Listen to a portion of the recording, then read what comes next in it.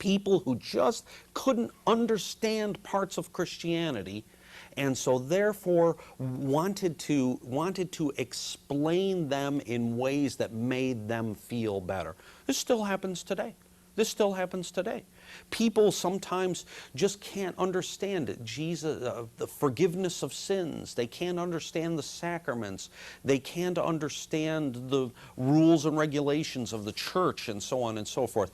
And rather than accepting them simply as revealed truth, they want to explain them away. And what happens is everything becomes messed up, because when we introduce our own small minds into the long history of the church and of tradition and of scripture that has been given to us, very often we end up throwing out things that we shouldn't and keeping things also that we shouldn't.